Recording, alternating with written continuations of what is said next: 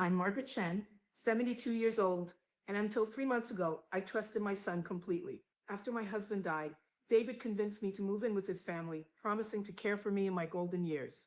Don't worry, Mom, we'll take such good care of you, he said with that charming smile I'd fallen for countless times. But behind closed doors, my caring son had a different plan entirely. He started small, forgetting my meals, claiming I'd already eaten when I hadn't touched food in 12 hours. Old people don't eat much anyway, he'd tell his wife Sarah when she questioned the empty dinner table in front of me. What I discovered next, about my life insurance policy and David's mounting gambling debts, would make your blood run cold. But here's what my son didn't know. This helpless old woman had been planning her own surprise. I should have seen the signs earlier. Looking back now, David had always been different from other children, not in the way proud mothers usually say, but in a way that made me uncomfortable, even when I couldn't name why. Robert used to find David's report cards in the strangest places, not proudly displayed on the refrigerator, like most kids' achievements, but crumpled in his backpack, or accidentally thrown away. When we'd dig them out, we'd find glowing teacher comments that seemed almost too perfect.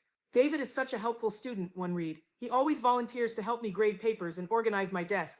Another praised his exceptional ability to understand what adults want to hear, but the neighbors told different stories. Mrs. Peterson next door mentioned how David would sweet-talk her into giving him cookies, then she'd find her garden trampled the next day. When confronted, he'd produce that same charming smile, and somehow make her feel guilty for accusing him. I was just trying to help water your flowers, Mrs. Peterson. I'm sorry I did it wrong. Robert saw through it first. There's something calculating about that boy, he'd whisper to me late at night, the way he watches people like he's figuring out how to use them. I defend David, of course. What mother wouldn't? He's just intelligent, Robert. Maybe too intelligent for his own good.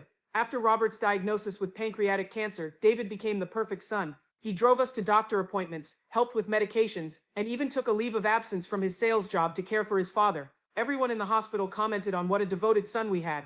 The nurses would smile and say, "You're so lucky to have David. Not many children are this attentive." But I noticed things. How David would volunteer to pick up Robert's prescriptions, always returning with slightly fewer pills than expected. "They'll have the rest tomorrow." Tomorrow would come, and there would be another excuse. Robert's pain seemed to worsen during those gaps, but David was always there with a gentle hand and soothing words. "Don't worry, Dad, you'll feel better soon." When Robert died, David handled everything. The funeral arrangements, the insurance claims, the paperwork. "You shouldn't have to deal with this, Mom," he said, taking control of all the documents. "I'll take care of everything." And he did, efficiently and thoroughly, while I grieved in a fog of confusion and loss. It was David who suggested I sell the house. "It's too big for you now, Mom. Too many memories. Besides, the maintenance is becoming expensive." He was right, of course. The house Robert and I had shared for 35 years felt cavernous and empty. "Come live with us," David offered. "Sarah loves having you around, and the kids need their grandmother close. We have that spare room upstairs. It could be perfect for you." Sarah seemed enthusiastic about the arrangement. "Oh, Margaret, it would be wonderful," she said, clasping my hands.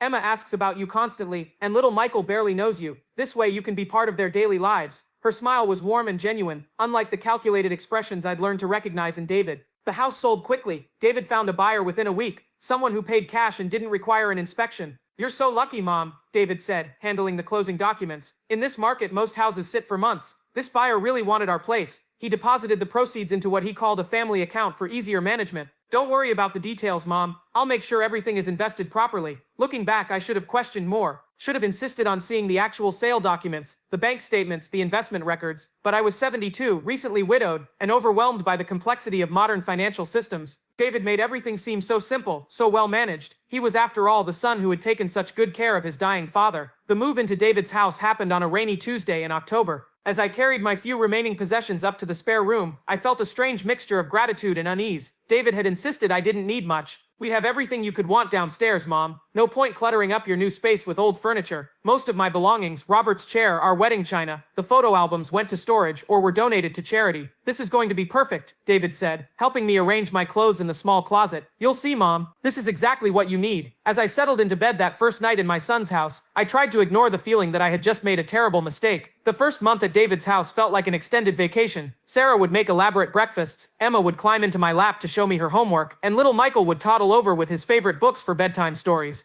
David seemed genuinely pleased to have me there, often commenting to neighbors about how wonderful it was to have 3 generations under one roof. "Mom's been such a help," he'd tell anyone who'd listen. "She's great with the kids, and Sarah loves having another woman around the house." but I noticed that my help was never really needed. Sarah had her routines well established, and the children had their own schedules that rarely included extended time with Grandma. I had been more careful than David realized about my finances. Before selling the house, I'd quietly transferred $200,000 from the joint account Robert and I had shared into a personal savings account that only I controlled. It was money Robert had saved from years of overtime work, intended as our retirement security. Just in case, he'd always said. You never know what might happen. I hadn't told David about this account. Something about his eagerness to manage all my finances made me cautious. When he'd asked about remaining assets after the house sale, I'd simply said everything was accounted for. It wasn't exactly a lie. I knew exactly where every penny was. I just wasn't ready to hand over complete control of my financial independence. The spare room David had prepared for me was pleasant enough. A double bed, a small dresser, and a chair by the window overlooking the backyard. But it felt temporary, like a guest room rather than a permanent home. My personal belongings looked sparse and displaced against the neutral walls. Sarah had put fresh flowers on the dresser and hung cheerful curtains, but something felt off about the space. It took me a few weeks to realize what was bothering me. There was no lock on the door. When I mentioned this to David, he laughed. "Mom, this is family. Why would you need to lock your door?" But I'd lived alone for months after Robert's death, and privacy had become important to me. It's just a comfort thing, I explained. I'm used to having my own space. We'll look into it, David promised. But weeks passed without any action. The first real warning sign came during my third week there. I developed a routine of taking morning walks around the neighborhood, something I'd done religiously for years. It helped with my arthritis and gave me time to think. But one Tuesday morning, I found my walking shoes missing from the closet. "Oh, those old things," Sarah said when I asked. "David threw them out. They were falling apart, and we were worried you might trip. We got you new ones." She produced a pair of pristine white sneakers that were a full size too large. "These have better support," she explained. "Much safer for someone your age." The new shoes rubbed blisters on my heels within 2 blocks. By the time I limped home, my morning walk had become an exercise in discomfort. "They just need to be broken in," David assured me. "Give it a few days." But my walks became shorter and less frequent. The shoes never quite fit right, and somehow my motivation to explore the neighborhood began to wane. Instead, I found myself spending more time in my room, reading or looking out the window at the world I was slowly withdrawing from. David's financial situation became clearer as I observed daily life in the house. Despite his claims of success in sales, money seemed tight.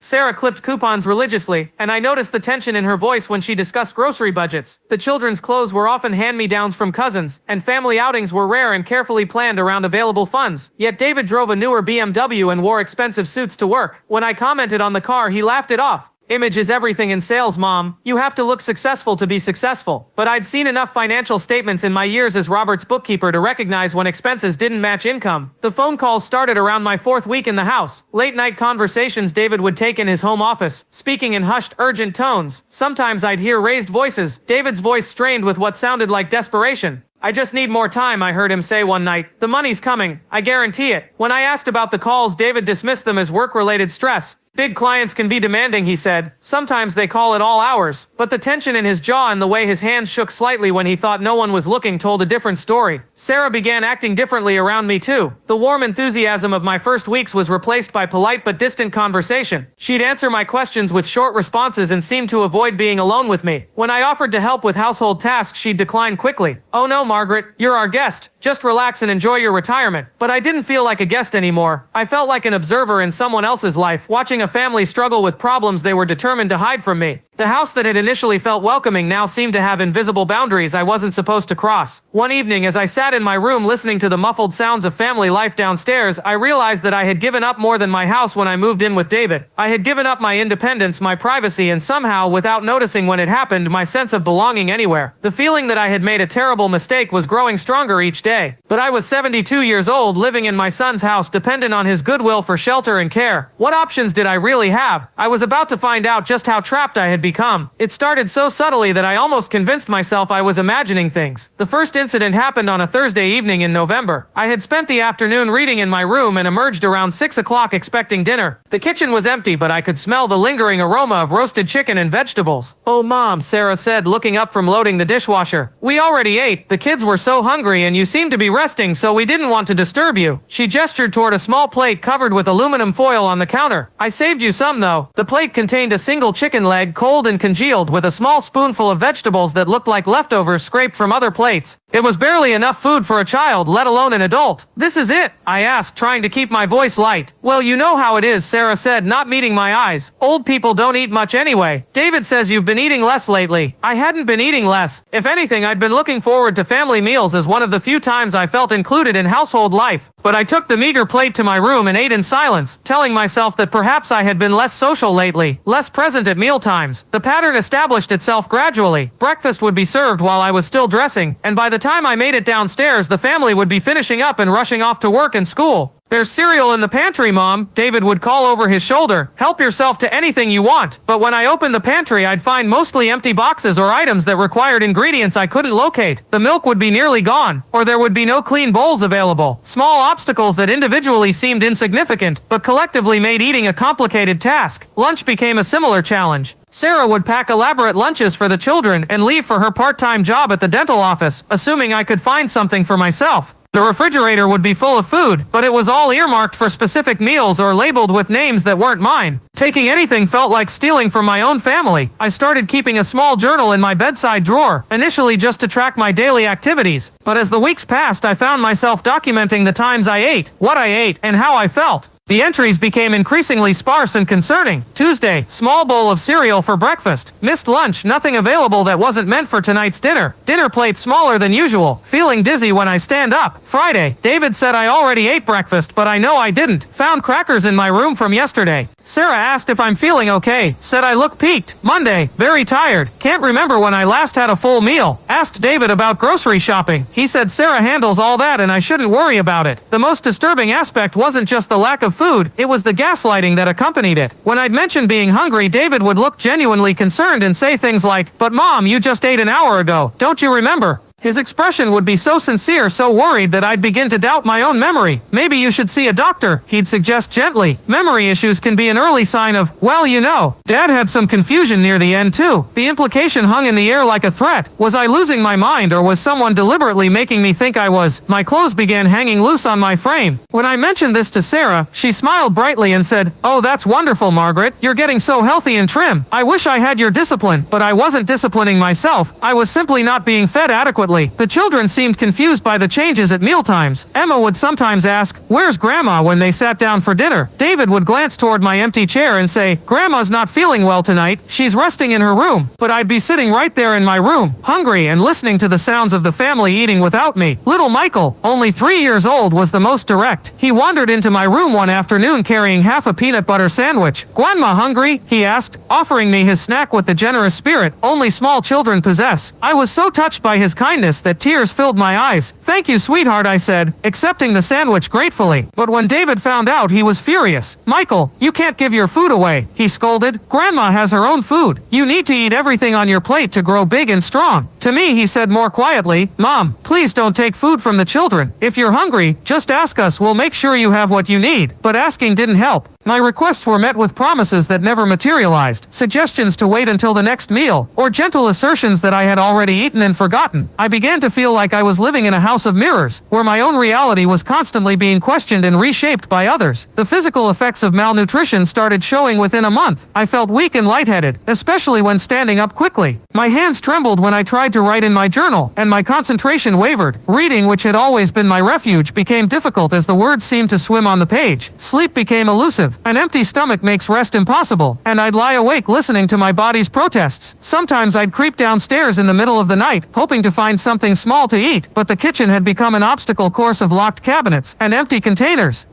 One night I found a bag of apples in the refrigerator and took one back to my room. The next morning, David knocked on my door with a concerned expression. "Mom, Sarah noticed one of her apples is missing. She bought them for Emma's lunches this week. Did you maybe take one by mistake?" The humiliation of being confronted about a single apple was overwhelming. "I was hungry," I said simply. David's face softened with what looked like pity. "Oh, Mom, you know you can eat any time you want. But please, just ask first. We need to know what you're eating so we can plan meals properly." His tone was so reasonable, so caring that I almost believed he was genuinely concerned for my welfare rather than controlling my access to basic sustenance. But that night, as I lay in bed with my stomach cramping from hunger, listening to the refrigerator hum downstairs like a fortress I wasn't allowed to breach, I realized something that chilled me to the bone. This wasn't neglect or oversight. This was systematic and intentional. My son was deliberately starving me. The question was, why? Sarah's transformation from welcoming daughter daughter-in-law to reluctant accomplice happened gradually, but her text messages told the real story. I discovered this by accident when she left her phone on the kitchen counter while rushing to get Michael ready for daycare. The screen lit up with a notification, and I couldn't help but see the preview of a message from her sister. How long is this going to go on? The kids are asking questions. Sarah's response appeared as she typed, David says just a few more months. I feel terrible, but we don't have a choice. The debts are crushing us. I pretended to be looking for something in the cabinets when Sarah returned, but my mind was racing. Her sister knew something was happening. Sarah felt terrible about it, and David had given her a timeline. A few more months for what? The children's reactions became more telling. As my situation deteriorated, Emma, who had initially been excited about having Grandma live with them, began avoiding me. At first I thought it was typical 8-year-old behavior, but I gradually realized she was confused and upset by what she was witnessing. One afternoon, I found her crying in the living room after school. What's wrong, sweetheart? I asked, sitting carefully on the couch beside her. My movements had become slower and more deliberate as my strength waned. Are you sick, Grandma? She asked, her brown eyes wide with concern. Daddy says you're sick and that's why you can't eat dinner with us anymore. But you don't look sick like Grandpa did, you just look sad. The innocence of her observation hit me like a physical blow. I am a little sad, Emma, I admitted, but I'm not sick the way Grandpa was. Then why can't you eat with us? I miss having you at the table. It's not the same without you there. Her lower lip trembled, and I realized that my isolation wasn't just affecting me, it was hurting the children too. Before I could answer, David appeared in the doorway. Emma, go start your homework, he said firmly. Grandma needs to rest. To me he added more gently, Mom, you really shouldn't be filling Emma's head with worries. She's too young to understand adult problems. But Emma was old enough to understand that something was wrong. Over the following days I noticed her leaving small items outside my door. A granola bar from her backpack, a juice box from her lunch, once even half of a sandwich wrapped in a napkin. Each gift came with a crude drawing, hearts and flowers, and stick figures labeled Grandma and Emma, holding hands. These small acts of rebellion didn't go unnoticed. Sarah found one of the drawings and confronted Emma at dinner. I could hear the conversation from my room, where I'd been sent with another meager plate of leftovers. Emma, why are you drawing pictures of Grandma looking sad? Sarah's voice was strained. Because she is sad, Mommy, and she's getting skinny like the sick birds we found in the yard. There was a long pause before David's voice, carefully controlled. Emma, Grandma is fine. Sometimes older people eat differently than children. And sometimes they prefer to eat alone, because big family dinners can be overwhelming. But she told me she misses eating with us. Emma persisted. Another pause. Then David again. Sometimes people who are getting older say things that aren't quite accurate. Their memory gets confused. That's why we have to take extra good care of Grandma and make sure she doesn't worry about things like meals and groceries. The conversation chilled me. David was systematically undermining my credibility with my own granddaughter, painting me as a confused old woman whose words couldn't be trusted. If Emma tried to advocate for me, her concerns would be dismissed as the result of my confused memory. Little Michael, only 3, couldn't articulate what he was seeing, but his behavior changed too. He began hoarding food, hiding crackers in his toy box, stuffing pieces of fruit in his pockets. When Sarah discovered his cache, she asked him why he was hiding food. For Grandma, he said simply. She hungry. The next day, Michael's bedroom door had a new child-proof lock that could only be opened from the outside. He's been getting into things he shouldn't, David explained when I asked about it, just a safety measure. But I knew the lock wasn't about Michael's safety, it was about preventing him from sharing food with me. My 3-year-old grandson had noticed what the adults in the house were pretending not to see, and now he was being prevented from acting on his natural compassion. Sarah's complicity became more obvious as my condition worsened. She would make elaborate meals for the family while I sat in my room, listening to the sounds of normal family life from which I was increasingly excluded. When neighbors or friends would ask about me, I could hear her cheerful responses through the thin walls. Oh, Margaret is doing wonderfully, she'd tell Mrs. Patterson when she called. She's so independent, always preferring to do her own thing. We barely see her some days, she's so busy with her books and her walks. But I hadn't taken a walk in weeks, and my books lay unread as my vision blurred from malnutrition. The most painful part was watching Sarah struggle with what she was doing. Sometimes I'd catch her looking at me with genuine concern, and I'd see conflict in her eyes. Once she brought me an extra-large portion of dinner, a normal-sized serving that felt generous only in comparison to what I'd been receiving. Don't tell David, she whispered as she handed me the plate. He says you're on a special diet for your health. But I thought, well, you've lost so much weight. I wanted to grab her shoulders and shake her, to make her understand that there was no special diet, no health concern that required starvation. But Sarah's phone buzzed with a text and she glanced at it nervously. Whatever message she received made her face go pale. I should go, she said quickly, taking the plate back. David's right. We need to stick to your meal plan. She replaced my normal portion with a smaller serving and hurried out of the room. Later that night, I heard heated whispers from their bedroom. She's getting too thin, David. People are going to notice. Let me worry about that. David's voice was sharp. Everything's under control. Just a few more months and then this will all be over. But what if someone calls social services? What if? No one's going to call anyone. Mom's fine. She's just adjusting to her new living situation. Older people often lose weight when they're stressed or grieving. The conversation continued, but I couldn't make out the rest. What I had heard was enough to confirm my worst fears. This was temporary. David had an end date in mind.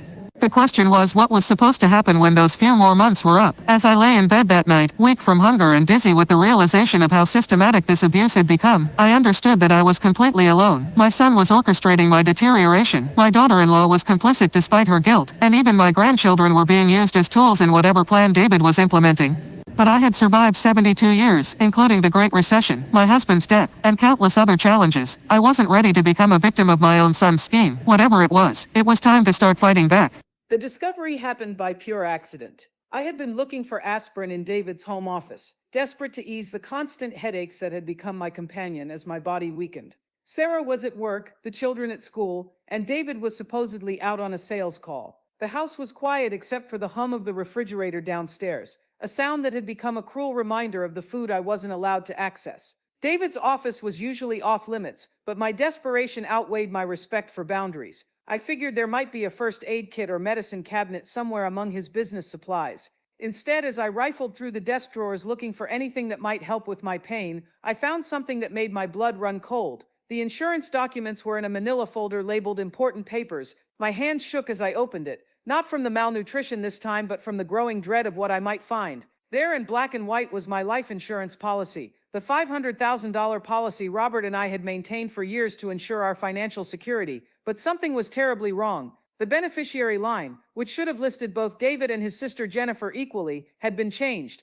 Someone had forged my signature on a beneficiary modification form, making David the sole recipient of the entire $500,000 payout. The date on the form was just 2 weeks after I'd moved in with him. My legs gave out, and I sank into David's desk chair, staring at the evidence of my son's ultimate betrayal. This wasn't just about controlling my daily life or isolating me from family. This was about money, a substantial amount of money that David would only receive if I died. Underneath the insurance documents, I found more papers that painted an even more horrifying picture. David's financial records showed debts I never could have imagined, credit card statements with balances in the tens of thousands, legal notices from collection agencies, and most disturbing of all, a series of threatening letters from something called quick cash loans, demanding immediate payment of $75,000. The letters grew increasingly menacing over several months. The most recent one, dated just 3 days ago, contained language that made my hands tremble. Final notice, payment required within 30 days, or alternative collection methods will be implemented. We know where you live. We know about your family. David wasn't just in debt, he was in danger, and apparently my life insurance policy was his solution. I found more evidence of his desperation in a folder marked Business Opportunities. Inside were printouts of articles about life insurance fraud, legal websites discussing the timeframes for investigating suspicious deaths, and most chilling of all, several pages about natural deaths in elderly people. The search history on these printouts showed they'd been accessed from David's computer over the past month. One article was highlighted extensively, focusing on how malnutrition could mimic natural age-related decline in elderly people. Another discussed how depression and failure to thrive in seniors often led to death without raising suspicions. The margins contained David's handwritten notes: typical weight loss, expected in grieving widows, family doctor should document decline. The picture became devastatingly clear. David had researched how to kill me slowly, making it look like natural causes. The systematic starvation, the isolation, the gaslighting about my mental state. It was all part of a carefully planned murder disguised as elder decline. I heard the garage door opening and quickly stuffed the papers back into their folders, my heart pounding so hard I was afraid it might give out before David even had a chance to complete his plan. I managed to get back to my room just as I heard his voice calling, "Mom, I'm home." "Just resting," I called back, hoping my voice sounded normal. I sat on my bed trying to process what I'd discovered, trying to figure out what to do with this knowledge. The aspirin I'd been looking for was forgotten. The physical pain of my headache seemed insignificant compared to the crushing realization that my own son was systematically planning my death. That evening, David seemed unusually attentive.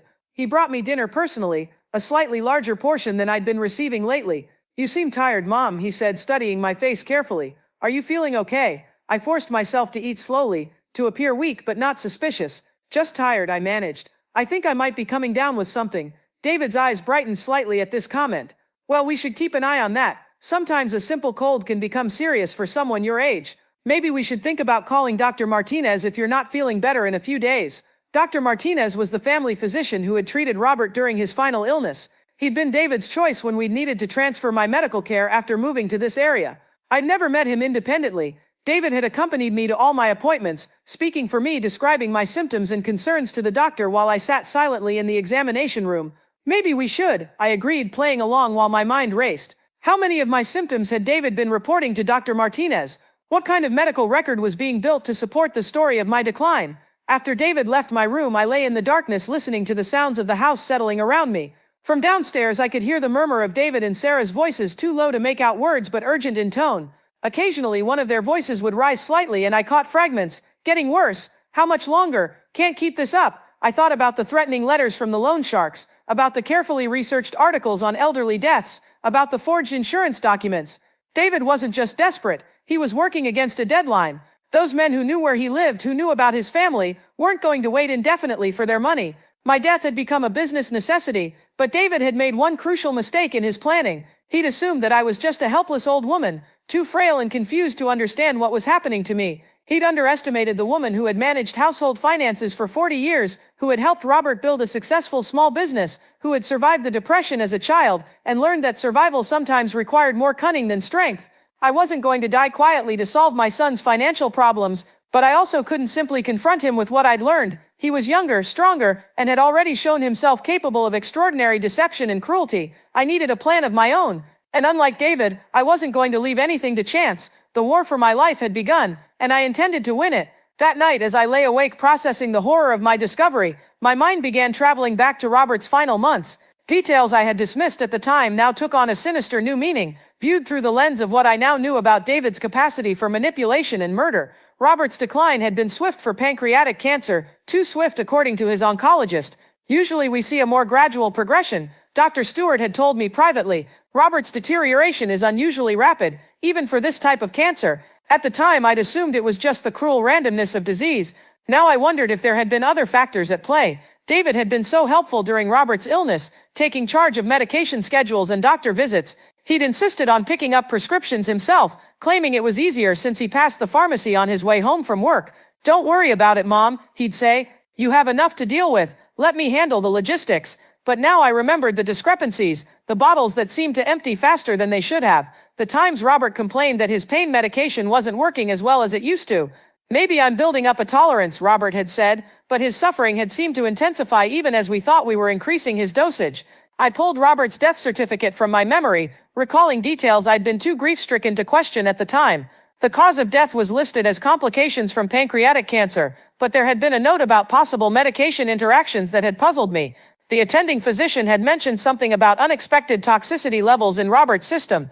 David had been present when the doctor discussed these findings. "Sometimes these medications can accumulate in unexpected ways," David had said knowledgeably.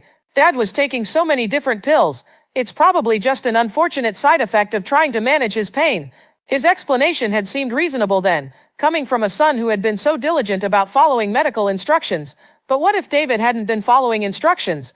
What if he'd been deliberately altering Robert's medications, perhaps giving him too much of certain drugs while withholding others? The rapid decline that had puzzled Robert's oncologist suddenly made horrifying sense. I remembered other strange incidents from that period. The night Robert had fallen in the bathroom, hitting his head on the sink. David had been the only one home with him at the time. "I was in the kitchen making his snack," David had explained. "I heard the crash and found him on the floor. He must have gotten dizzy from the medication." Robert had been disoriented for hours after that fall, speaking in confused fragments about feeling wrong and not trusting his own perceptions.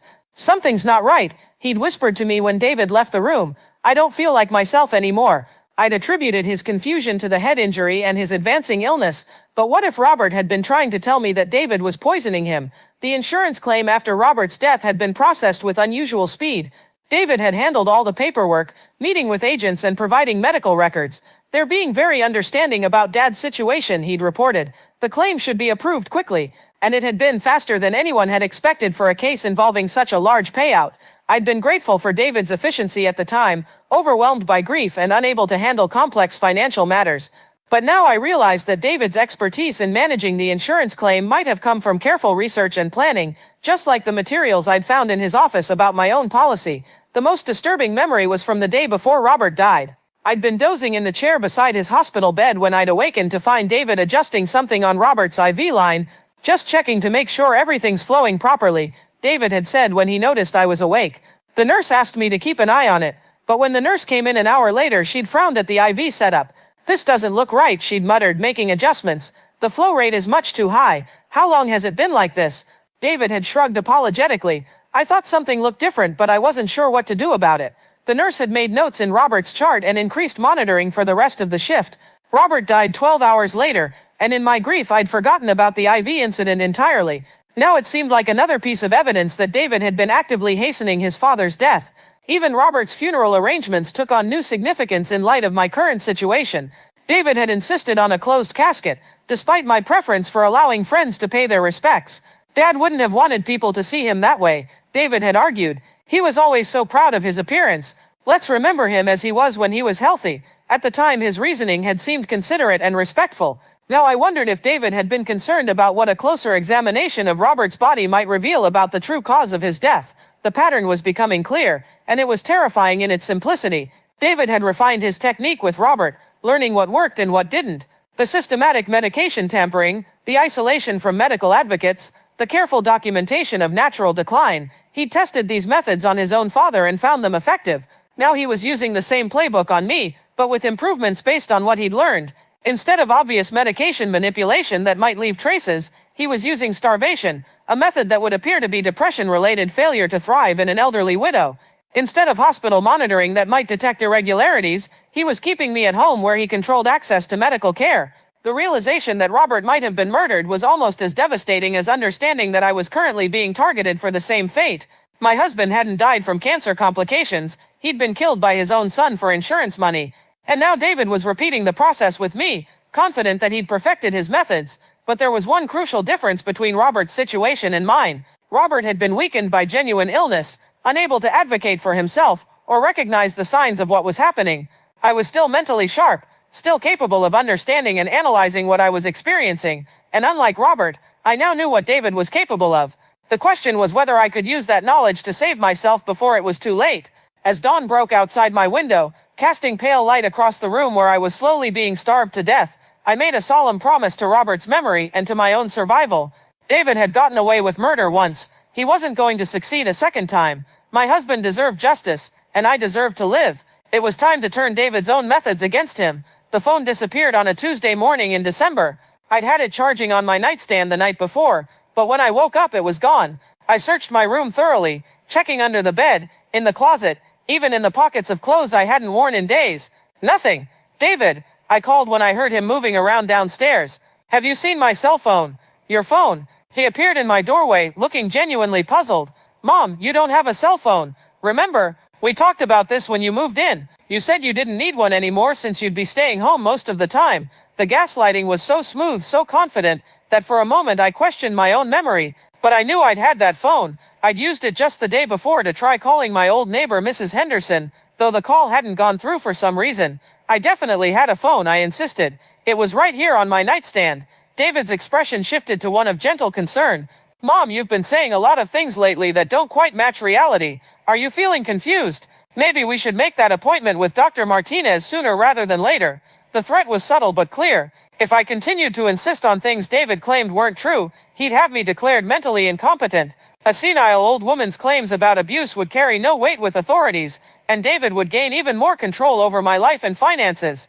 Without the phone, my isolation became complete. I'd been losing touch with friends and family gradually over the months I'd lived with David, but I hadn't realized how systematically he'd been cutting those connections until they were gone entirely. My longtime friend Martha had stopped calling weeks ago. When I'd asked David about it, he'd said sadly, "Mom, Martha passed away last month. Don't you remember? We went to her funeral together."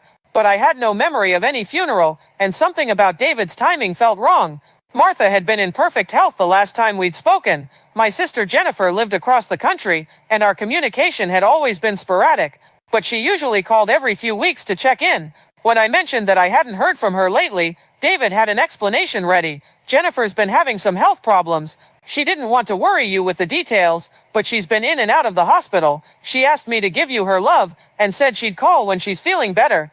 But Jennifer would have called me herself if she'd been seriously ill. We'd been through too much together. Our parents' deaths, our own divorces and struggles, for her to hide a health crisis from me. Unless, of course, she didn't know I was living with David.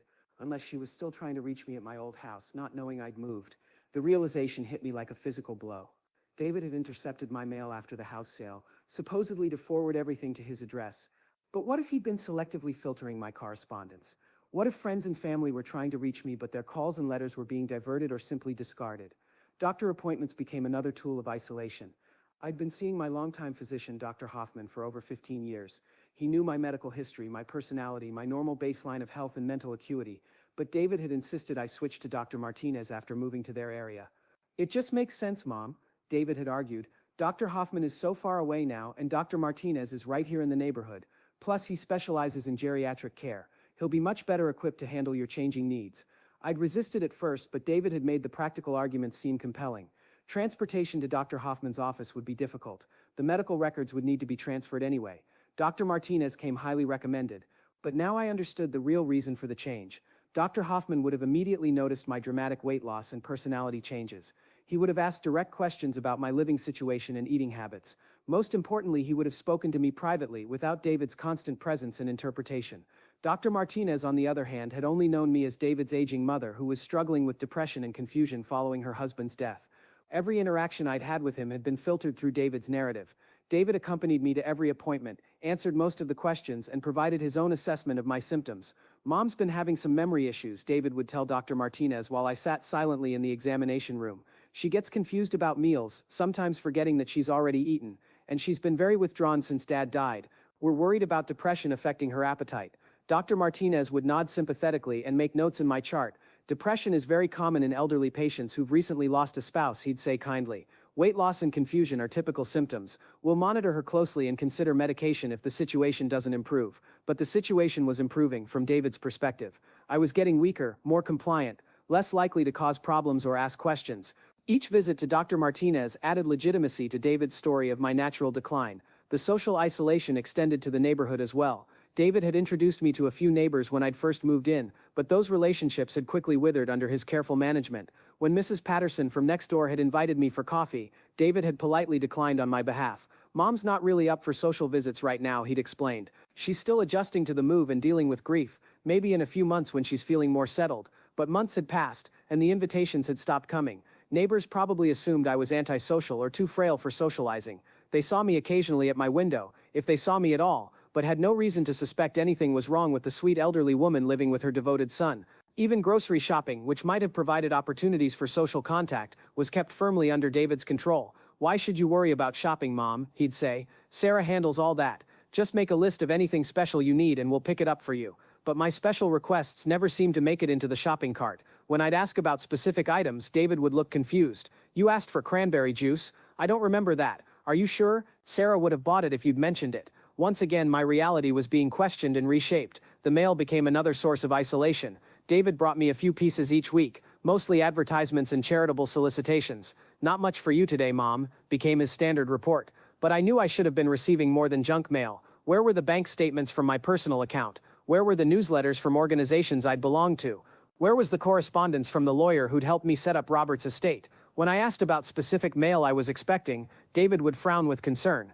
Mom, you've asked about that same bank statement 3 times this week. I showed it to you already. Don't you remember? Maybe we should keep a notebook to help track these things. The notebook never materialized, but the implication was clear. My memory was failing, my perceptions were unreliable, and David was the only one keeping track of reality for me. As Christmas approached, I realized that I had become a ghost in my own life. Friends thought I was dead or unavailable. Family members were being told I was too ill or confused to communicate. Medical professionals saw only what David wanted them to see. Neighbors had written me off as a reclusive invalid. If I died now, as David was clearly planning, there would be no one to question the story. No one who would find my death suspicious or demand answers. No one who even knew I was in distress. David had systematically erased me from the world before beginning to erase me from existence itself. But he'd forgotten that isolation works both ways. While he'd been cutting me off from potential allies, he'd also been revealing his own methods and motivations. I was learning his patterns, understanding his techniques, gathering evidence of his systematic abuse. My phone might be gone, but my mind was sharper than David realized. And I still had one advantage he didn't know about: the secret savings account that could fund my escape and my revenge. The question was whether I could implement my own plan before his reached its deadly conclusion. Emma saved my life with a crayon drawing. It was a Wednesday afternoon in mid-December when she slipped the folded paper under my door. I'd been lying on my bed conserving energy and trying to ignore the gnawing hunger that had become my constant companion. The soft scraping sound of paper on hardwood made me look up. The drawing was crude but heartbreakingly clear in its message. Stick figures filled the page, a large one labeled Daddy, a medium one labeled Mommy, a small one labeled Emma, an even smaller one labeled Michael, and off to one side, separated from the family group, a tiny figure labeled Grandma, with tears drawn as blue drops falling from its circular face. But it was the details that made my breath catch. The grandma figure was noticeably thinner than the others, with an empty circle where the stomach should be. Around the family table, 4 stick figures had plates full of scribbled food, while Grandma's spot was empty. At the bottom, in Emma's careful 8-year-old handwriting, were the words, "Grandma is hungry. Why can't she eat with us?" I heard footsteps in the hallway and quickly hid the drawing under my pillow. David appeared in my doorway with what had become my standard evening meal, a slice of bread, a small portion of cold vegetables, and a glass of water that was barely half full. "How are you feeling tonight, Mom?" he asked, setting the meager tray on my nightstand. His voice carried that familiar tone of false concern. "You look tired." "I am tired," I said honestly, "and hungry." David's expression shifted to patient frustration. "Mom, we've talked about this. Dr. Martinez specifically said that overeating could be dangerous for someone your age, especially with your digestive issues. We're following his recommendations exactly, but I knew there had been no such recommendations. Dr. Martinez had never even examined my digestive system thoroughly, and David had been present for every conversation, steering the discussion away from specific dietary needs and toward vague concerns about age-appropriate nutrition. After David left, I waited until the house was quiet before retrieving Emma's drawing. Looking at it again, I realized that my 8-year-old granddaughter had documented what no adult in the house was willing to acknowledge. She had created evidence of my systematic starvation, drawn with the brutal honesty that only children possess. Over the next few days, Emma began taking more deliberate risks to help me. She would linger in my room when her parents thought she was getting ready for bed, whispering questions that showed she understood more than anyone realized. "Grandma, why don't you come downstairs for breakfast anymore?" she asked one evening, her brown eyes serious and worried. "Your daddy thinks it's better if I eat in my room," I said carefully, aware that anything I told Emma might be repeated to David. "But that's not fair," Emma said with the clear moral certainty of childhood. "In our family, everyone eats together. That's the rule." She paused, then added quietly, "Are you in trouble? Is that why you have to eat alone, like when I'm grounded?" The parallel she'd drawn was so astute it brought tears to my eyes. "I'm not in trouble, sweetheart. Sometimes grown-up situations are complicated. Mommy cries sometimes," Emma said suddenly, "when she thinks we can't hear. And Daddy gets mad when she gives you extra food. I saw him throw away the sandwich she made for you yesterday." This revelation confirmed what I'd suspected about Sarah's internal conflict. She was struggling with what they were doing to me, but David's control over her was complete. He was probably threatening her just as he was threatening me with financial ruin, loss of the children, or worse. Emma's most dangerous act of rebellion came the following Saturday. David and Sarah had gone to the grocery store, leaving me alone with the children for the first time in weeks. Emma immediately sprang into action with the efficiency of a seasoned operative. "Michael, go play in your room," she instructed her little brother, "and don't come out until Mommy and Daddy get home." Michael, accustomed to following his sister's orders, toddled off obediently. Emma then raided the kitchen with systematic thoroughness. She made me a peanut butter and jelly sandwich, filled a glass with milk, and brought me an apple and a handful of crackers. "You have to eat all of this," she said urgently, "and you have to eat it fast before they come back."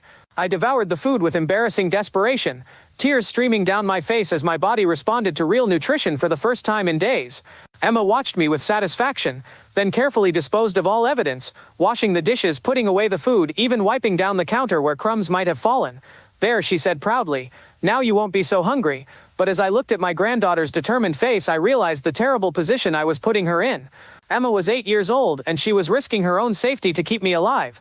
If David discovered what she was doing, there was no telling how he might retaliate against her. "Emma," I said gently, "you're a wonderful granddaughter and I love you so much, but I need you to be very careful. Your daddy might not understand why you're helping me. It could make him upset." Emma's expression grew troubled. "But it's not right, Grandma. You're skinny and sad and nobody should be hungry. Teacher says if we see someone who needs help, we should help them." Her simple moral reasoning highlighted the grotesque nature of what was happening in this house. An 8-year-old could see clearly that starving a family member was wrong, yet the adults around her were either perpetrating or enabling the abuse. "You're absolutely right," I told her, "but sometimes grown-ups have complicated problems that kids shouldn't have to worry about. The best way you can help me is by being safe yourself." That night, Emma left another drawing under my door. This one showed the same stick figure family, but now Grandma was at the table with everyone else, and all the figures were smiling. At the bottom she'd written, "This is how it should be." I kept all of Emma's drawings hidden in my pillowcase, understanding that they constituted evidence of my situation from the perspective of an innocent witness. If something happened to me, if David's plan succeeded, these drawings might be the only proof that my granddaughter had tried to save me. But Emma's interventions, brave as they were, couldn't solve my fundamental problem. She was a child with limited resources and no real power in the household hierarchy. Her acts of kindness were band-aids on a wound that required major surgery. Still, her courage inspired my own. If an 8-year-old could risk punishment to fight for what was right, surely a 72-year-old woman with decades of life experience could find a way to save herself. Emma had shown me that I wasn't completely alone, that someone in this house still saw my humanity and was willing to act on my behalf. She had also proven that evidence of my abuse existed, documented in the innocent observations of a child who couldn't be dismissed as confused or vindictive. Most importantly, Emma had reminded me what I was fighting for. Not just my own survival, but the protection of these children who were being forced to witness and participate in their grandmother's systematic destruction.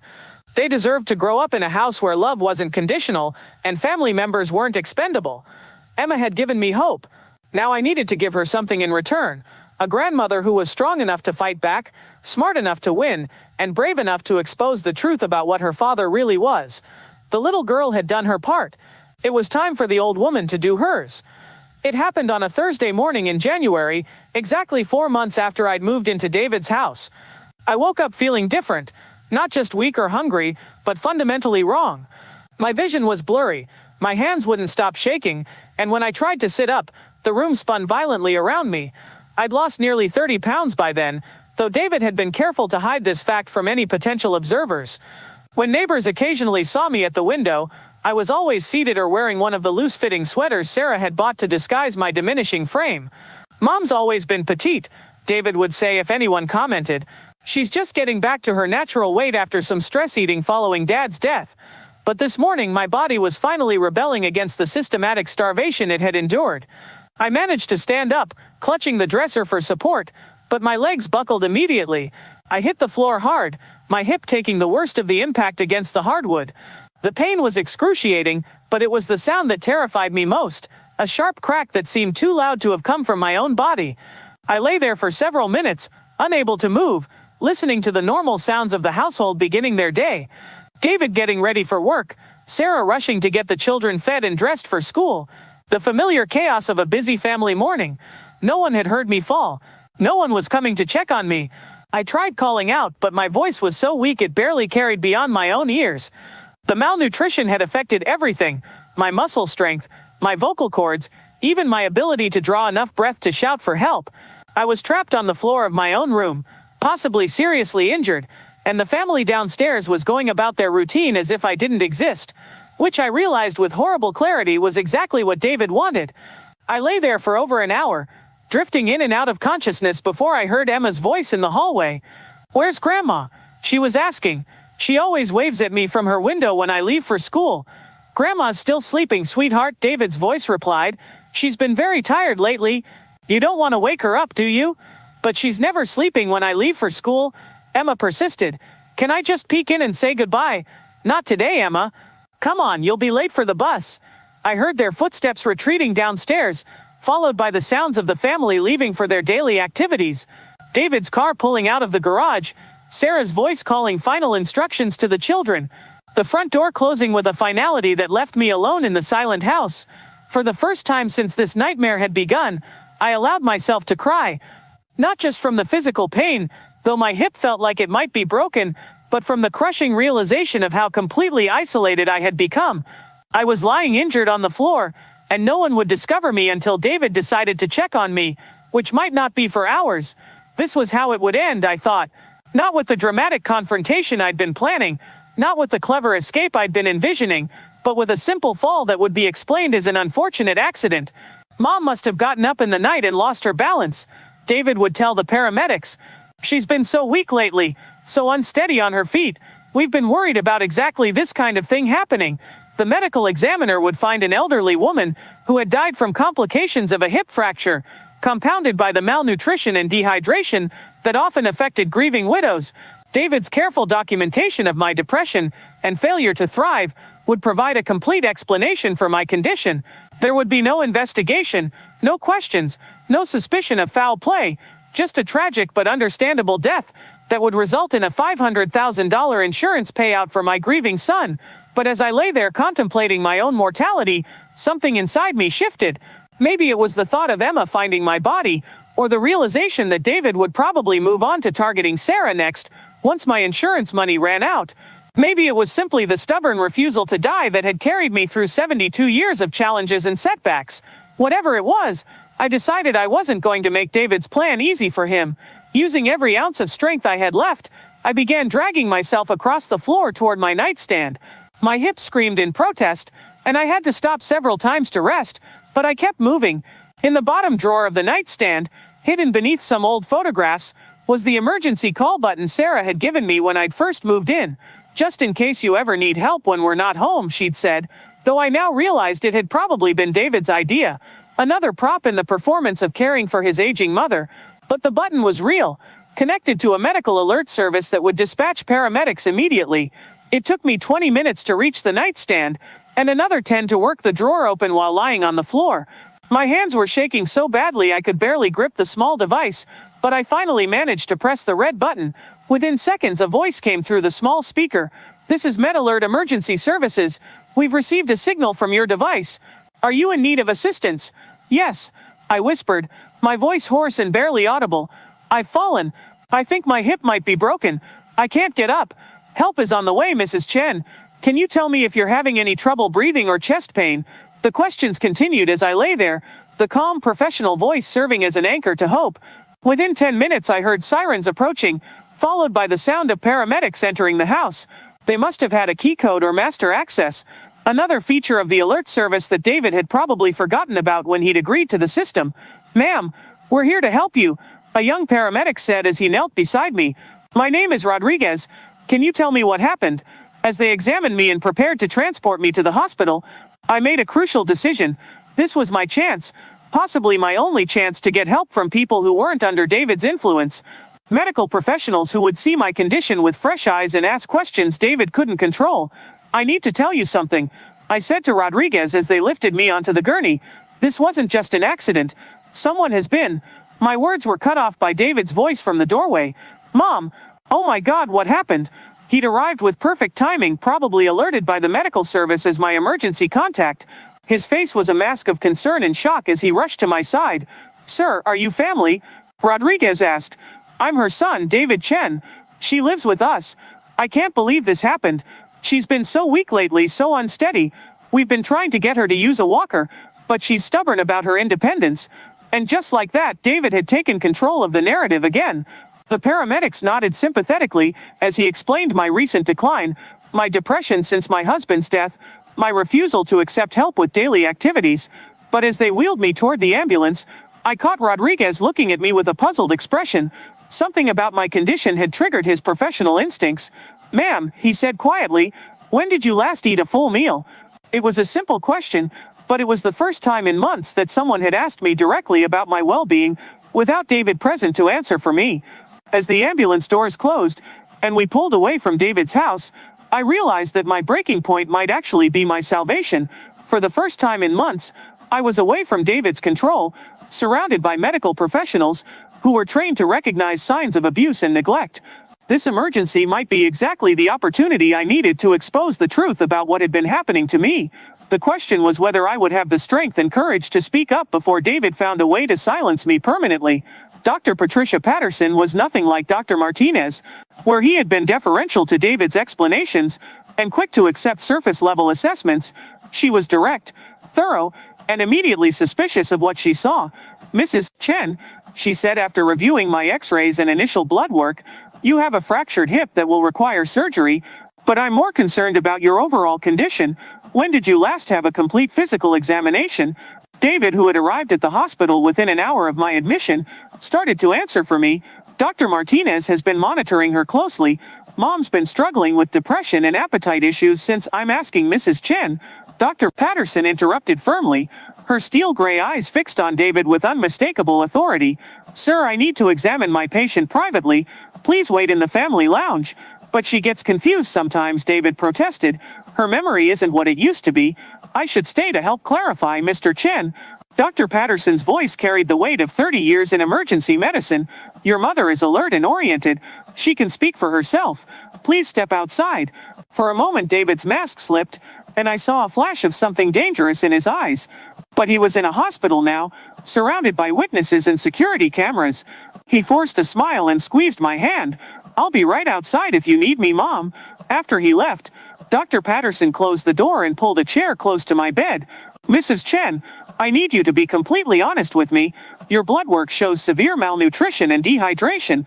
Your muscle mass is consistent with someone who hasn't been eating adequately for months. This goes far beyond normal grief-related appetite loss. The moment I'd been hoping for had finally arrived, but now that it was here, I found myself paralyzed by fear. What if Dr. Patterson didn't believe me? What if David had somehow prepared for this possibility? What if speaking up made my situation worse? I started, then stopped. It's complicated. Dr. Patterson leaned forward.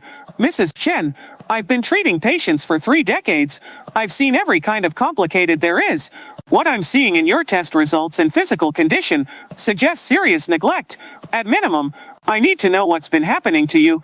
Something in her tone, professional but kind, concerned but not patronizing, broke through my fear. Instead, she pulled out a tablet and began taking notes. Tell me more about that. The story poured out of me. The isolation, the missed meals, the gaslighting, the forged insurance documents I'd discovered. Dr. Patterson listened without interruption, occasionally asking specific questions about dates, symptoms, and witnesses. Have you told anyone else about this? She asked when I finished.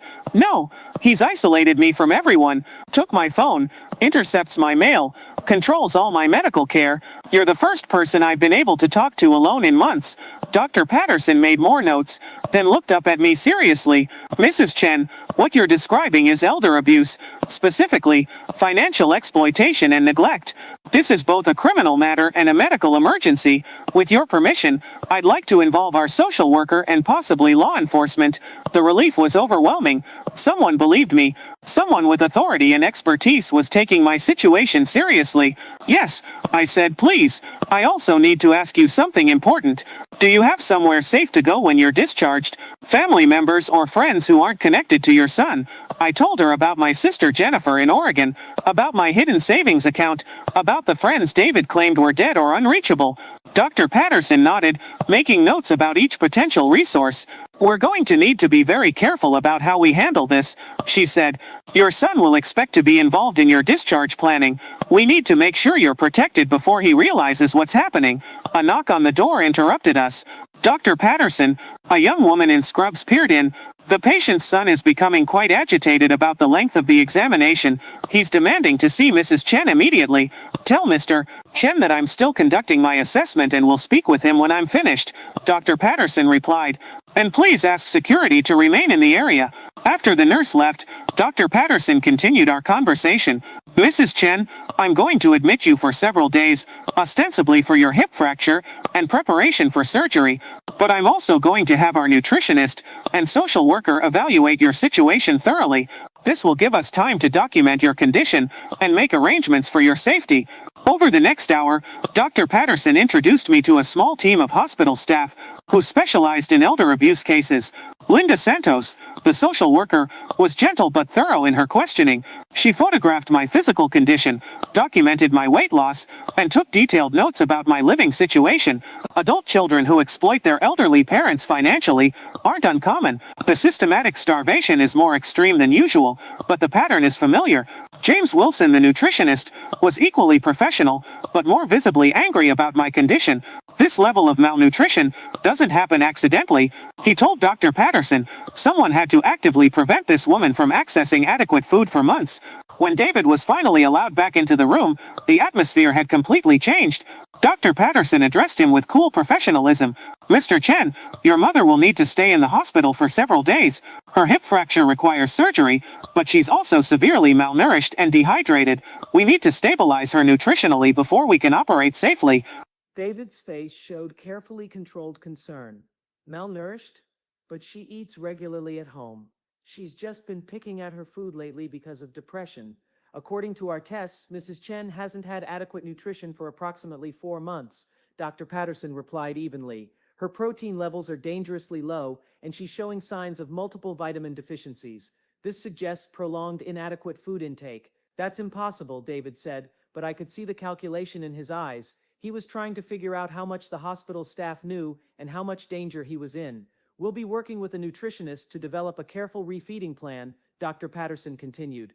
Mrs. Chen's system needs to be gradually restored to handle normal food intake. She'll also be evaluated by our geriatric psychiatrist to assess any depression that might be affecting her appetite. David nodded along, playing the part of the concerned son, but I could see the tension in his jaw.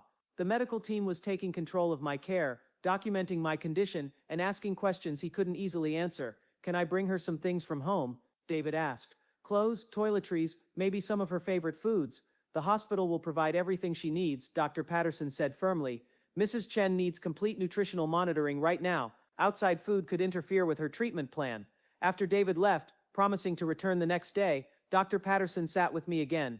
Mrs. Chen, we've bought you some time, but your son is going to become suspicious if we keep him away too long. We need to move quickly to ensure your safety. That evening, Linda Santos returned with updates on her investigation.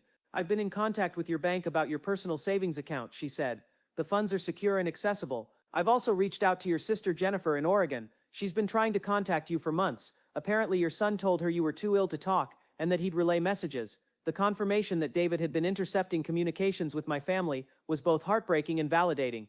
Jennifer hadn't forgotten about me. She'd been kept away deliberately. Jennifer is flying out here tomorrow, Linda continued. She wants to help with your care and ensure you have somewhere safe to recover. She was shocked to learn about your living situation and very grateful that you're finally getting help. As I lay in my hospital bed that night, eating my first adequate meal in months under the careful supervision of the nursing staff, I felt something I hadn't experienced in a long time, hope. The medical team had documented my abuse, my family had been contacted, and I was protected by hospital security and staff who understood the situation. David's plan was unraveling, and for the first time in months, I was winning. But I knew my son well enough to understand that he wouldn't give up easily. Cornered and desperate, with his gambling debts still demanding payment, David would be more dangerous than ever. The hospital was safe, but eventually, I'd have to leave this protected environment and face whatever he might do next. The question was whether I'd be strong enough physically and emotionally to survive whatever final move David was planning. What David didn't know, what no one knew except my accountant Harold Morrison, was that I had been preparing for this moment long before I discovered the insurance documents in his office. Harold had been Robert's business partner for over 20 years before they'd both retired. When Robert died, Harold had quietly offered to help me organize my finances, and I'd accepted gratefully. What started as assistance with estate paperwork had evolved into something much more comprehensive when Harold began noticing irregularities in my accounts. Margaret, he'd said during one of our meetings at his office, about a month before I'd moved in with David, I'm seeing some unusual activity in your joint account with Robert. Large withdrawals, transfers, I don't remember you mentioning. Are you aware of these transactions? I hadn't been aware. David had been managing more of my finances than I'd realized, using his power of attorney to access accounts that should have required my direct authorization.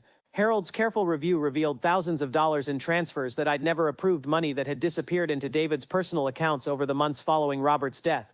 What should I do? I'd asked Harold, feeling overwhelmed by the scope of David's deception. First we protect what's left, Harold had said firmly. Then we document everything, and then we make sure this can never happen again. Harold had helped me transfer the bulk of my remaining assets, nearly $200,000 from the house sale plus Robert's life insurance money, into a new account that only I could access.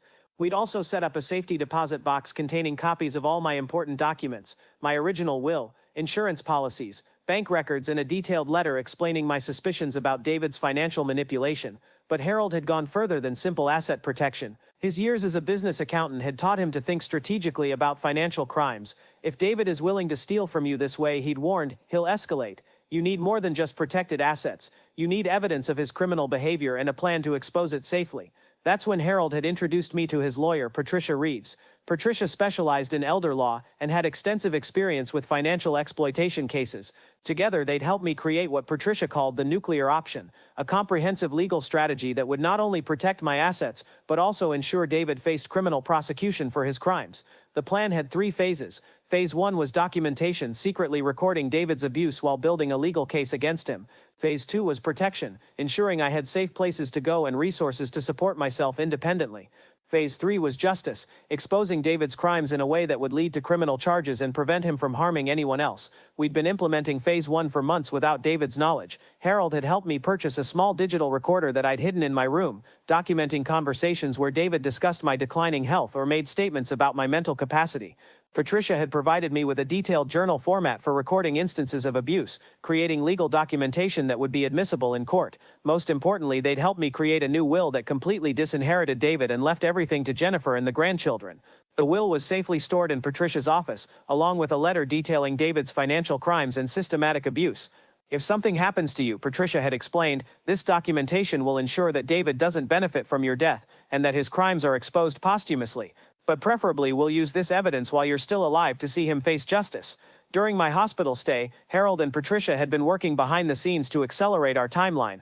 My medical emergency had created an opportunity to move forward with phases 2 and 3 simultaneously.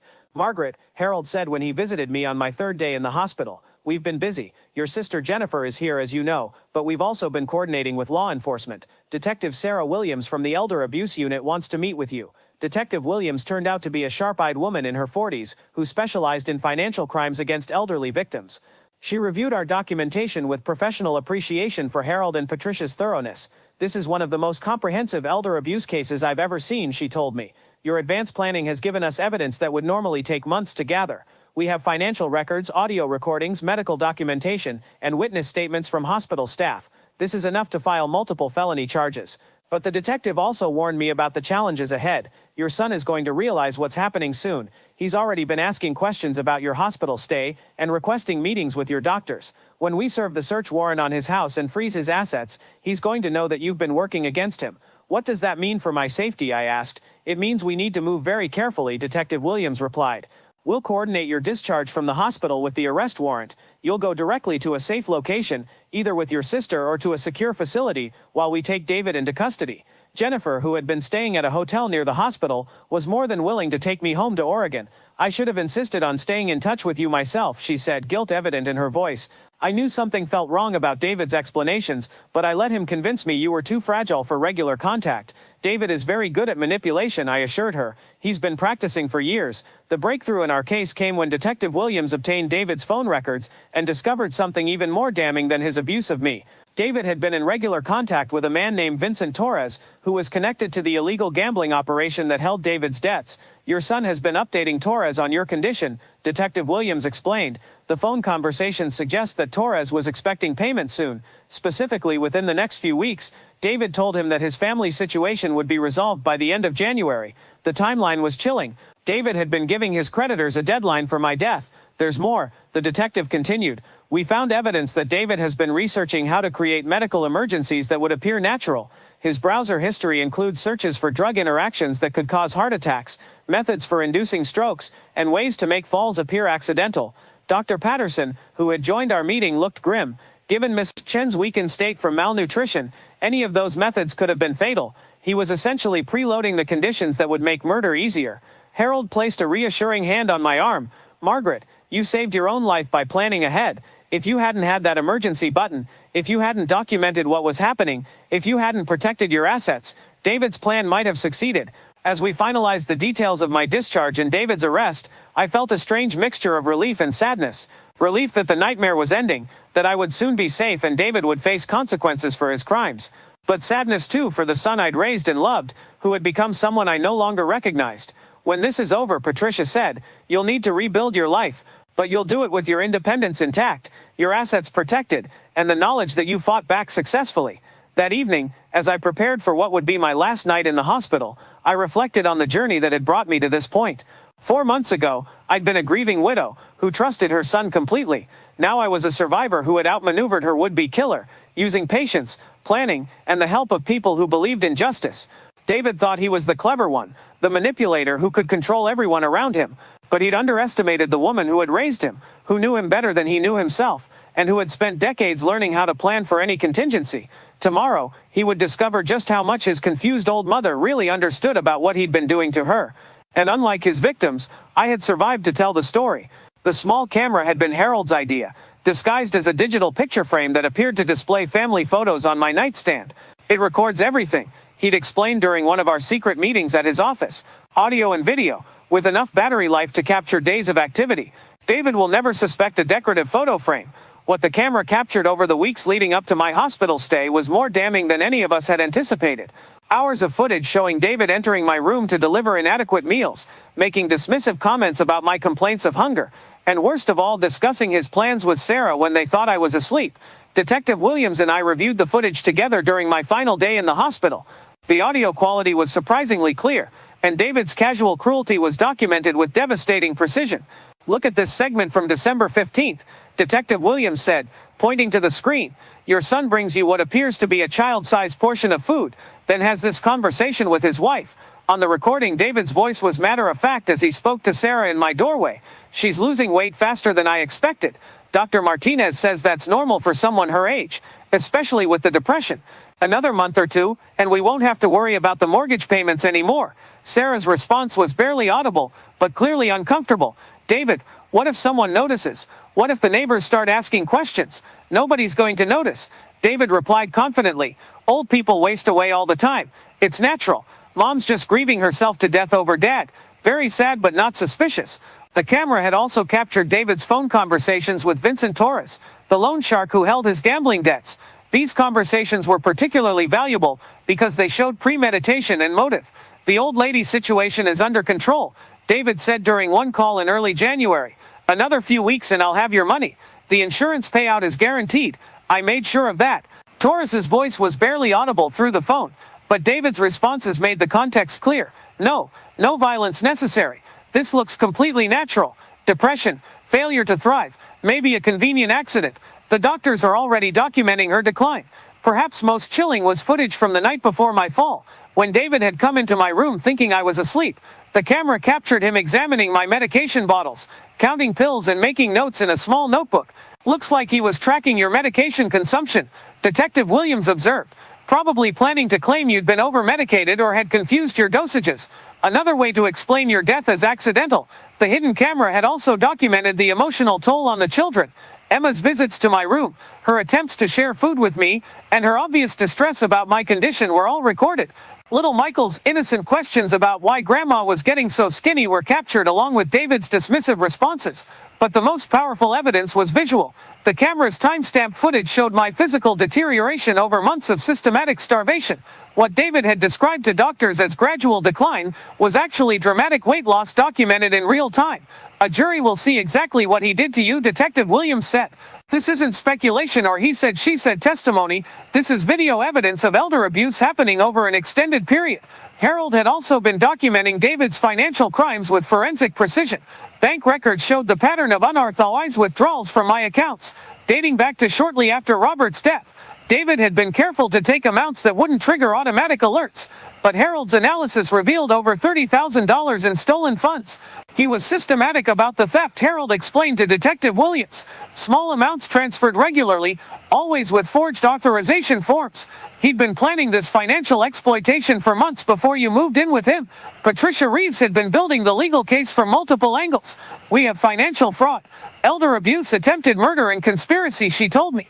David involved Sarah in the abuse, made false statements to medical professionals, and forged legal documents. "This is going to result in serious prison time." The insurance investigation had revealed additional evidence of David's intentions. The company's fraud division had discovered that David had called multiple times asking about the claims process, specifically inquiring about timeframes for death benefits and whether investigations were standard. He asked very specific questions about what would trigger a fraud investigation, the insurance investigator told Detective Williams. Questions about how long someone needed to hold a policy before death benefits were paid, whether medical examinations were required for elderly deaths, and what documentation would be needed to process a claim quickly. Dr. Patterson had also been documenting my condition for the legal case. "Mrs. Chen's malnutrition was severe enough to be life-threatening," she stated in her official report. "Without medical intervention, she would have died within weeks. This level of nutritional deprivation doesn't happen accidentally.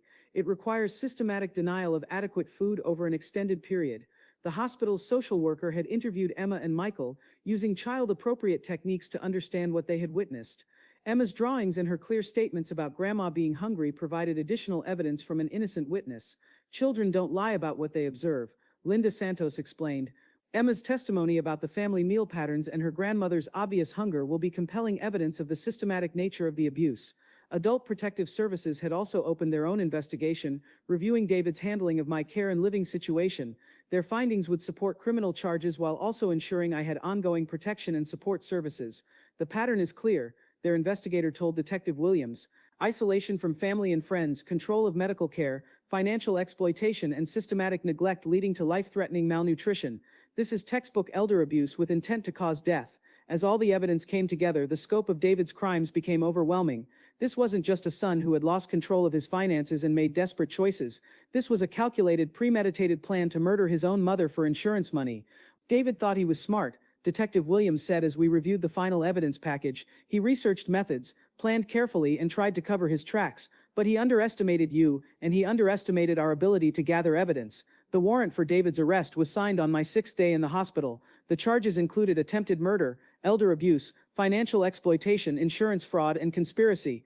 Sarah would face lesser charges for her complicity, but David was looking at decades in prison if convicted. Tomorrow morning we'll arrest David at his home, Detective Williams informed me. We'll also execute search warrants for his house, his office and his financial records. By tomorrow evening, he'll be in custody and you'll be safe. That night, as I prepared to leave the hospital and start rebuilding my life, I thought about all the evidence we had gathered.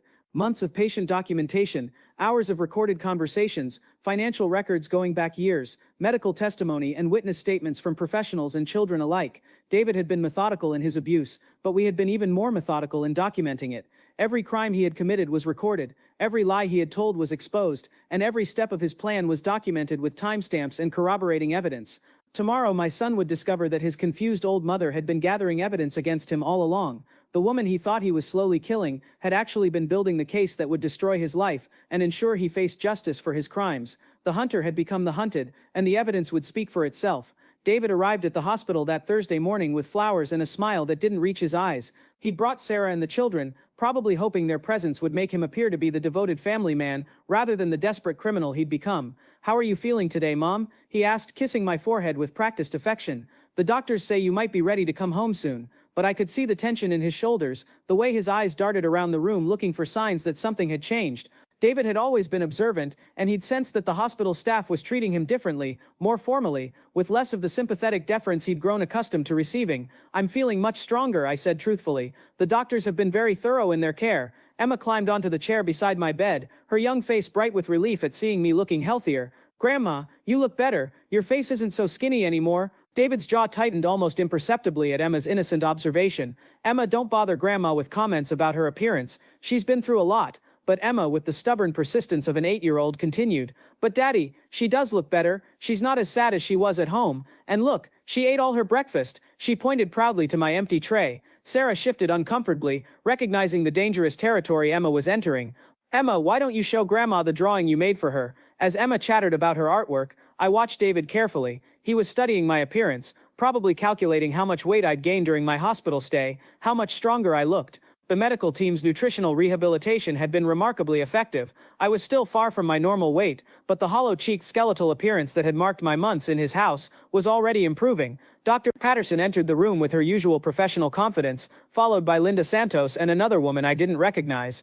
"Good morning, Mrs. Chen. Mr. Chen, I'd like to discuss your mother's discharge planning." "Of course," David said, immediately shifting into his concerned son persona. "We're eager to have her home and back to her normal routine." "Actually," Dr. Patterson said, "there are some complications we need to address first. Miss Chen's condition when she arrived here raised some serious medical concerns that require follow-up investigation." David's smile faltered slightly. "What kind of complications?" "The hip fracture was unfortunate, but surely that's straightforward to treat." "Mr. Chen," the unfamiliar woman said, stepping forward, "I'm Detective Sarah Williams with the Elder Abuse Unit. I need to speak with you about your mother's living situation and medical care." The room went completely silent. Even little Michael seemed to sense the sudden tension, moving closer to his mother. David's face cycled through several expressions: confusion, surprise, and then a carefully controlled blankness. "Elder abuse," David said, his voice rising slightly. "Detective, I think there's been some misunderstanding. My mother lives with my family. We take excellent care of her. Mr. Chen, your mother arrived at this hospital severely malnourished and dehydrated. Her condition was consistent with months of inadequate nutrition. We need to understand how that happened while she was supposedly under your care." David looked at me then, and I saw the exact moment when he realized what had happened. His eyes narrowed as he understood that I had spoken to these people. that his carefully constructed narrative was falling apart. Mom has been dealing with depression since my father's death, David said, his voice becoming more controlled and persuasive. She's lost her appetite, been resistant to eating. We've been working with her doctor to address these issues. Which doctor? Detective Williams asked, consulting her notes. Dr. Martinez. He's been monitoring her condition closely. Dr. Martinez has no record of treating your mother for malnutrition or recommending any dietary restrictions, Detective Williams replied. In fact, his notes suggest he was given information about her condition primarily through your reports, not through direct examination. I watched Sarah's face as the detective spoke. She was becoming pale, understanding that this conversation was going somewhere very dangerous for her family. She reached for Michael's hand, probably preparing to leave with the children if necessary. David, I said quietly, and every adult in the room turned to look at me. It's time to stop lying. My son's mask finally slipped completely. The concerned, devoted expression he'd worn for months disappeared, replaced by something cold and calculating. Mom, you're obviously confused. The stress of your fall, the medications, they're affecting your memory. My memory is fine, I said firmly. I remember every meal you denied me, every time you told Sarah not to feed me because old people don't eat much anyway. Every conversation you had about how my death would solve your financial problems. David's face went white. You don't know what you're talking about. Detective Williams stepped closer to David. Mr. Chen, we have extensive evidence of your financial exploitation of your mother, going back months. We also have documentation of the systematic denial of adequate food and medical care, and we know about your gambling debts and the pressure you've been under to pay them back. This is ridiculous, David said, but his voice lacked conviction. He looked around the room like a trapped animal, probably calculating his options. Sarah finally spoke, her voice barely a whisper. David, what have you done? I haven't done anything, David snapped at his wife. This is all a misunderstanding. Mom's been depressed, confused. She's imagining things. The evidence suggests otherwise, Detective Williams said. We have recorded conversations, financial records, and medical documentation. We also have witness statements from your own children about the conditions in your home. At the mention of the children, David's composure cracked entirely. You talked to my kids. You had no right. We had every right to investigate suspected elder abuse, Detective Williams replied firmly, and your children's observations support your mother's account of what was happening in your house. Emma, who had been listening with the wide-eyed attention that children bring to adult drama they don't fully understand, suddenly spoke up. Daddy, why didn't you let Grandma eat dinner with us? She was always hungry. The innocent question hung in the air like an accusation.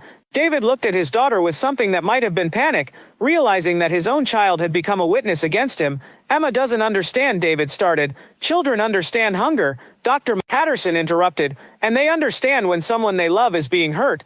Detective Williams stepped forward with handcuffs visible on her belt. David Chen, you're under arrest for elder abuse, financial exploitation, and attempted murder. You have the right to remain silent. As the detective read David his rights, I watched my son's face transform one final time. The mask of the loving son disappeared completely, replaced by naked rage. He looked at me with pure hatred, and for a moment I saw the dangerous man he had always been beneath the surface. You think you're so smart, he hissed as the handcuffs clicked into place. You have no idea what you've done. Those people I owe money to, they know where you live. They know about the kids. You think you're safe now? You've just made everything worse. The threat chilled me, but Detective Williams responded immediately. Mr. Chen, threatening your mother and family members while under arrest is only going to make your legal situation worse, and we're already aware of your connections to illegal gambling operations. Vincent Torres is also under investigation. As they led David away, Sarah collapsed into a chair, holding both children close. I'm so sorry, Margaret, she whispered through tears. I knew it was wrong, but he said we'd lose everything if I didn't go along with it. He said you were going to die anyway, that this would just be easier. The confrontation was over. David was in custody, and the truth was finally out in the open. But as I looked at my daughter-in-law's tear-stained face and my grandchildren's confused expressions, I realized that David's arrest was just the beginning. The real work of healing for all of us was just starting. The suitcase had been packed for 3 weeks, hidden in the back of my closet behind winter coats that David assumed I'd never need again. Inside were the essentials I'd managed to gather during my months of captivity, important documents I'd rescued from David's management, a few precious photographs of Robert, the journal where I documented every instance of abuse, and Emma's drawings that had given me hope during the darkest moments. Detective Williams had coordinated my discharge like a military operation. While David sat in a holding cell awaiting his arraignment, a team of officers was executing search warrants at his house, seizing computers, financial records, and the hidden cache of threatening letters from his creditors. We're moving you directly from the hospital to a safe location, Detective Williams explained as Jennifer helped me into the wheelchair. David's associates from the gambling operation may not know he's been arrested yet. Until we can round them up, we're not taking any chances with your safety. Jennifer had been a rock throughout this ordeal, flying from Oregon the moment she learned what had been happening. I should have known, she kept saying. I should have insisted on talking to you directly, not accepting David's excuses. David was very convincing, I assured her. He had years of practice manipulating people's perceptions. The safe house was actually Patricia Reeves' guest cottage, located on a gated property outside the city. It's only temporary, Patricia explained as we drove through the tree-lined entrance, just until we're certain David's criminal associates have been neutralized and you can travel safely. The cottage was small but comfortable, with a kitchen stocked with real food and a phone that actually worked. For the first time in months, I could eat when I was hungry, call anyone I wanted to speak with, and move freely without someone monitoring my every action. That evening, as Jennifer and I sat in the cottage's living room sharing a bottle of wine, something I hadn't been allowed to do in David's house, she told me about the months of worry she'd endured. David always had an excuse for why you couldn't come to the phone, she said. You were sleeping or confused or having a bad day. He'd promised to have you call back, but you never did. When I asked to visit, he said you weren't up for company yet, that you needed more time to adjust. How did you finally realize something was wrong? I asked. Your birthday, Jennifer said simply. You've never missed calling me on my birthday in 40 years. When David said you'd forgotten, I knew something was seriously wrong. That's when I started calling the hospital, trying to track you down. Detective Williams called that evening with updates on the investigation. We found everything, she reported. David's computer contained months of research on insurance fraud, methods for causing natural deaths in elderly people, and communications with Vincent Torres about payment schedules. The evidence is overwhelming. She also had disturbing news about David's creditors. Torres and 2 associates were arrested this afternoon. They'd been planning to visit David's house tomorrow to collect their money. When they discovered he was in custody, they apparently discussed targeting you and Sarah as leverage. The thought of those dangerous men threatening my grandchildren made my blood run cold. Are Sarah and the children safe? They're in protective custody temporarily, Detective Williams assured me. Sarah is cooperating fully with our investigation. She's agreed to testify against David in exchange for reduced charges. Over the next few days, the full scope of David's crimes became clear. The search of his house had revealed a hidden file containing forged documents, including multiple versions of my insurance beneficiary forms and what appeared to be a practice version of my signature. They'd also found a notebook detailing his observations of my physical decline, written like a scientific experiment. He was documenting your deterioration methodically, Patricia told me during one of her visits. Weight loss, energy levels, cognitive changes he claimed to observe. It reads like he was planning to use this as evidence of natural decline if anyone questioned your death. Harold Morrison had been working with federal investigators to trace David's financial crimes. The theft from your accounts was just the beginning, he explained. David had been forging your signature on documents for months, including loan applications using your house as collateral. If his plan had succeeded, he would have inherited everything while the creditors would have been left with worthless paper. But perhaps the most shocking discovery came from Dr. Martinez's office. When investigators reviewed my medical file, they found that David had been providing false information about my health for months. Dr. Martinez thought he was treating a severely depressed elderly woman with early-stage dementia. Dr. Patterson explained during one of her follow-up visits. Every symptom he documented was based on David's reports. You were never actually examined thoroughly because David convinced him that you were too fragile and confused for extensive testing. The realization that David had been building a false medical history to support his murder plan was chilling. If his scheme had succeeded, my death certificate would have listed depression and age-related decline as contributing factors, and no one would have questioned it. Emma's drawings, which I'd kept hidden in my pillowcase, became crucial evidence in the case. Child psychologists who reviewed them confirmed that they accurately depicted systematic family dysfunction and a child's awareness of her grandmother's distress. These drawings will be powerful evidence in court, Patricia said. They show that even an 8-year-old could see what was happening to you, which contradicts David's claims that your condition wasn't obvious or concerning. Sarah's cooperation with investigators revealed additional details about David's planning. She says he'd been talking about your inevitable decline for months, Detective Williams reported. He convinced her that elderly people often died within a year of losing their spouse, and that helping speed up the process was actually merciful. The manipulation of Sarah showed David's skill at making people complicit in his crimes while convincing them they were being compassionate. She genuinely believed she was helping ease my passing rather than participating in murder. Sarah is a victim too, I told Detective Williams. David used her guilt and financial fears to make her an accomplice. She needs counseling, not just punishment. As the week passed and my strength continued to return, I began planning my permanent escape from the life David had tried to control. Jennifer had invited me to live with her in Oregon, but I was considering other options as well. I want my independence back, I told Harold during one of our financial planning sessions. I want a place of my own where I can rebuild my life on my own terms. Harold smiled.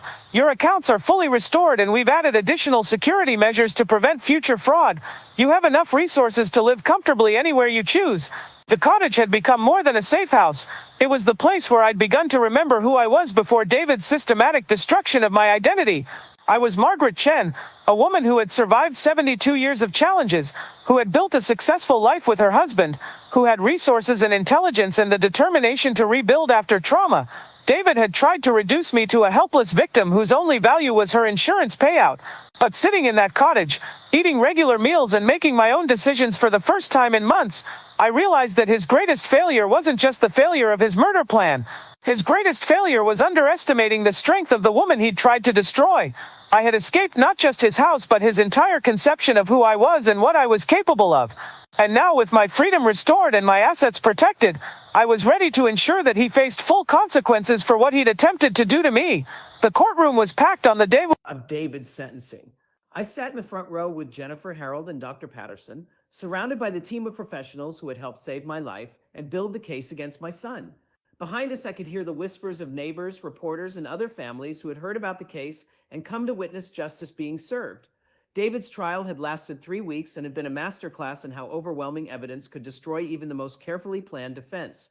His lawyer had tried to argue that David was simply a loving son overwhelmed by his mother's deteriorating mental health, but the prosecution had systematically demolished that narrative.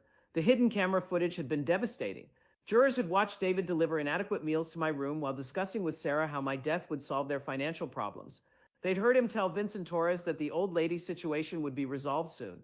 They'd seen the systematic nature of the abuse documented day by day with timestamps and clear audio. Dr. Patterson's medical testimony had been equally damning. Mrs. Chen arrived at our hospital in a state of near starvation, she told the jury. Her condition was not consistent with depression-related appetite loss. This was systematic malnutrition that would have been fatal within weeks without intervention. Harold's financial analysis had revealed the full scope of David's crimes. The defendant stole over $30,000 from his mother's accounts through forged documents, he'd testified.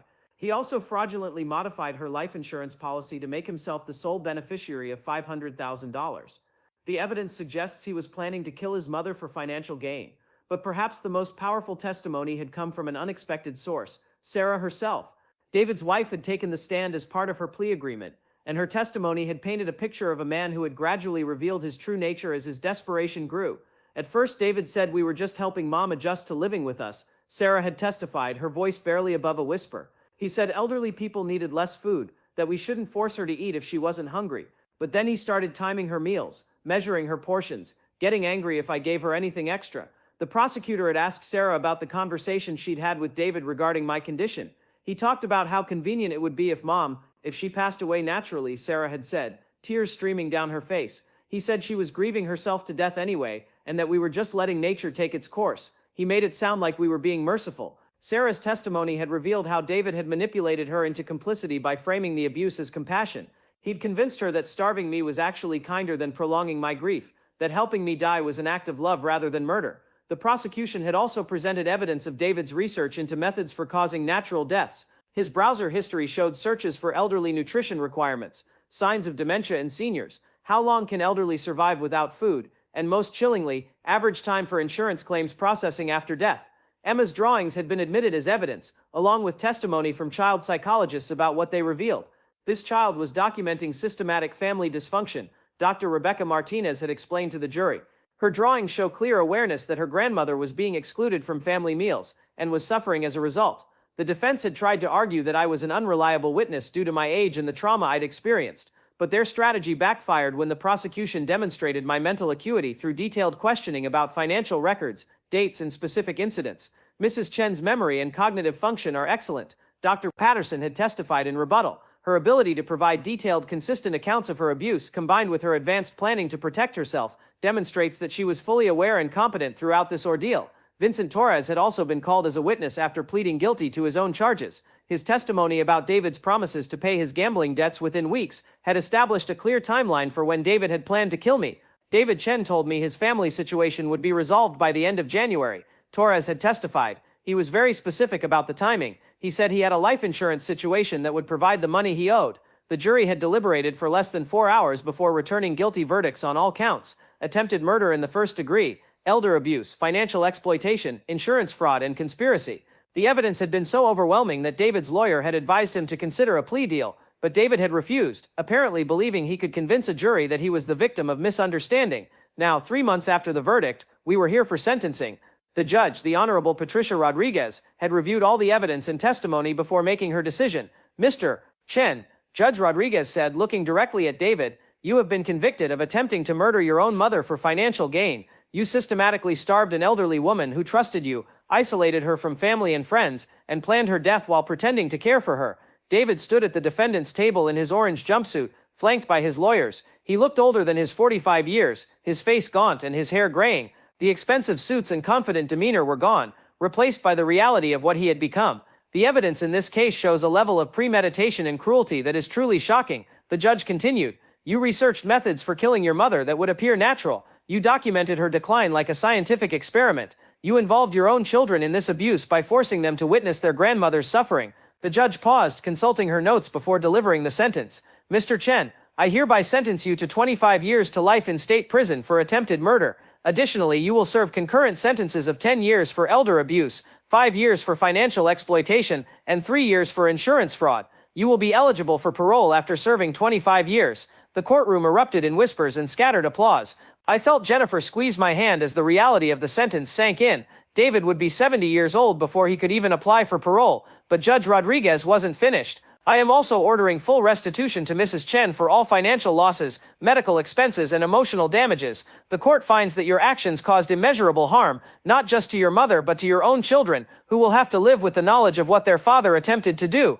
As the bailiffs prepared to escort David back to his cell, he turned to look at me one final time. The hatred in his eyes was still there, but it was mixed with something else now, the recognition that his plan had failed completely and that his life was effectively over. Sarah had received a sentence of 3 years probation and community service for her role in the abuse. She was also required to undergo counseling and parenting classes. The children were living with her parents temporarily while she rebuilt her life. "Emma asks about you all the time," Sarah had told me after her own sentencing. "She wants to know if Grandma is happy now. I told her you were safe and getting stronger every day." As we left the courthouse that day, Harold walked beside me with evident satisfaction. "Justice was served today, Margaret. David will spend the rest of his productive years in prison, and you've ensured that he can never hurt anyone else this way." Dr. Patterson joined us on the courthouse steps. "You saved more than just your own life by fighting back," she told me. "Your case has already led to improved protocols for detecting elder abuse in hospitals. Other victims will benefit from your courage." That evening, Jennifer and I had dinner at a nice restaurant, something I could do now because I had my freedom, my resources, and my health back. As we raised our glasses in a toast, Jennifer smiled. "To new beginnings and old strength. To survival," I corrected her, "and to making sure the people who try to destroy others face the consequences of their choices." David had thought he was smart enough to get away with murder. Instead, he'd learned that underestimating a determined woman, even an elderly one, was the biggest mistake he could have made. Justice had been served, and I was free to rebuild my life on my own terms. The nightmare was finally over. The apartment overlooking the Portland waterfront was perfect. 2 bedrooms, a kitchen where I could cook whatever I wanted whenever I was hungry, and floor-to-ceiling windows that let in streams of natural light. After months of living in David's carefully controlled environment, the freedom to choose my own space felt revolutionary. "Are you sure you don't want to stay with me longer?"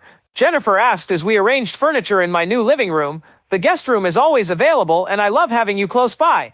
I appreciated her concern, but I needed to reclaim my independence completely. "I've spent too many months having other people make decisions for me," I explained. "I need to prove to myself that I can live on my own terms again." The apartment was in a building specifically designed for active seniors, people who wanted independence but also valued community and security. My neighbors were retired teachers, former business owners, and other older adults who had chosen to live purposefully rather than simply exist. Mrs. Helen Chang from down the hall had become my first real friend in months. She was 85, sharp as a tack, and had moved to the building after her husband died because she refused to be a burden on her adult children. Independence is like a muscle, Helen told me during one of our morning coffee sessions. If you don't use it, you lose it. The key is staying strong enough to make your own choices for as long as possible. Helen's philosophy resonated with me deeply. David had tried to convince me that I was too old, too fragile, too confused to manage my own life. Living in this apartment, making my own meals, managing my own schedule, I was proving every day that his assessment had been completely wrong. The building had a small gym, and I'd started working with a physical therapist to rebuild the strength I'd lost during my months of malnutrition. Dr. Patterson had connected me with Dr. Sarah Kim, a geriatrician who specialized in helping older adults recover from trauma and neglect. Your body is remarkably resilient, Dr. Kim told me during one of my monthly checkups. 6 months ago you were severely malnourished and barely able to walk across a room. Now your muscle mass is approaching normal levels, and your energy is excellent. The physical recovery had been accompanied by emotional healing. I was seeing a counselor who specialized in family trauma and elder abuse. Dr. Rachel Thompson helped me process not just what David had done to me, but the grief of losing the son I thought I knew. It's normal to mourn the relationship you thought you had, Dr. Thompson explained during one of our sessions. You're grieving not just the abuse but the realization that your son was capable of planning your death. That's a profound loss. The counseling helped me understand that David's betrayal said nothing about my worth as a mother or person. His actions reflected his own moral failures, not mine.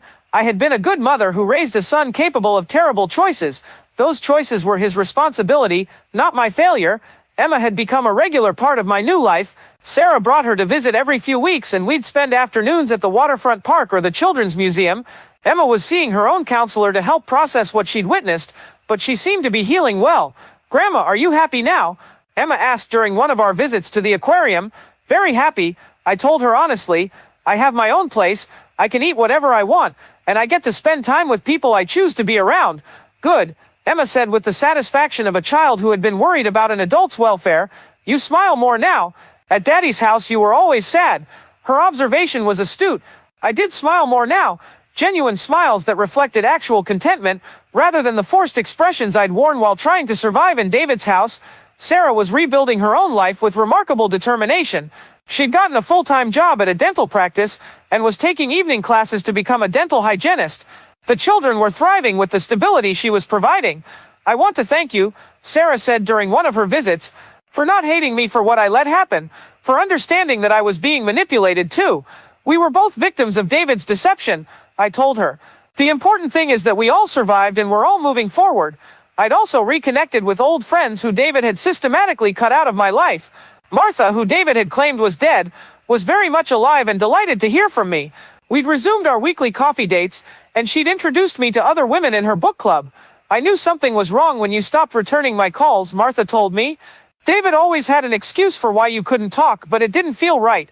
I'm so glad you escaped that situation. The book club had become one of my favorite activities. Reading and discussing literature with other intelligent women reminded me that my mind was sharp, my opinions were valuable, and my company was enjoyed by others. Harold Morrison had helped me set up a trust fund for Emma and Michael's education, ensuring that they would benefit from my financial security despite their father's crimes. I'd also established a fund to support elder abuse prevention and detection programs. Your experience is helping other people, Harold told me during one of our quarterly financial reviews. The training materials you've helped develop are being used in hospitals and social service agencies across the state. Working with elder abuse prevention programs had given my experience meaning beyond just personal survival. I'd spoken at conferences for healthcare workers, participated in training videos for social workers, and helped develop screening protocols for detecting financial exploitation. Detective Williams had stayed in touch, updating me on how my case was being used to improve investigations and prosecutions of similar crimes. Your documentation and planning made our job so much easier, she told me.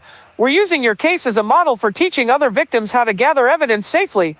The apartment building had become more than just a place to live. It was a community where I felt valued and useful. I'd started a financial literacy class for other residents, helping them protect themselves from scams and exploitation. I also volunteered with a program that matched seniors with college students who needed help with technology. You're creating the life you want rather than accepting what others think you should have, Dr. Thompson observed during one of our sessions. That's the opposite of what David tried to do to you. She was right. David had tried to make me smaller, weaker, more dependent, and ultimately expendable. Instead, I'd become stronger, more independent, and more purposeful than I'd been in years. One evening, as I sat on my balcony watching the sunset over the Columbia River, I reflected on how dramatically my life had changed. A year ago, I'd been a grieving widow who trusted her son completely. 6 months ago, I'd been a victim of systematic abuse, who was slowly being killed by someone who was supposed to love and protect me. Now I was a survivor who had not only escaped, but had helped ensure that my abuser faced full consequences for his crimes. I had a comfortable home, meaningful relationships, and a sense of purpose that came from helping others avoid the trap I'd fallen into.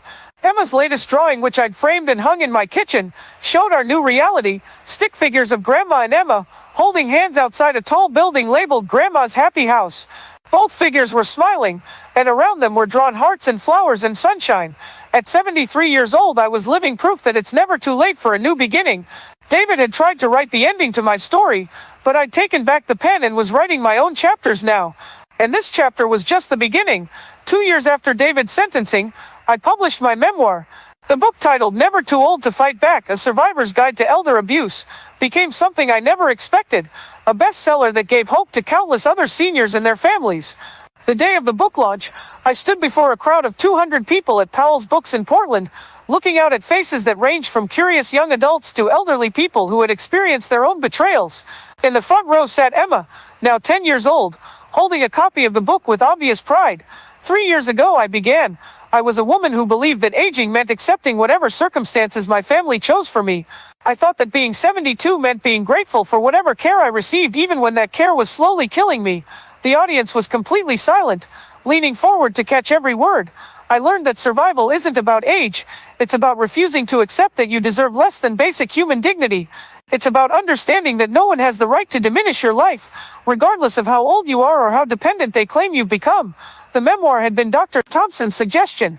Your story could help other people recognize the warning signs, she'd said, and writing it might help you process the full journey from victim to survivor to advocate. She'd been right on both counts. Writing the book had forced me to examine not just what David had done to me, but how I'd found the strength to fight back. It had also created opportunities to reach other seniors who were experiencing similar abuse but didn't know how to escape.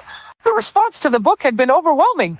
I received letters from elderly people who recognized their own situations in my story, from adult children who realized they'd been enabling abuse, and from healthcare workers who said the book had taught them to look for signs they'd previously missed.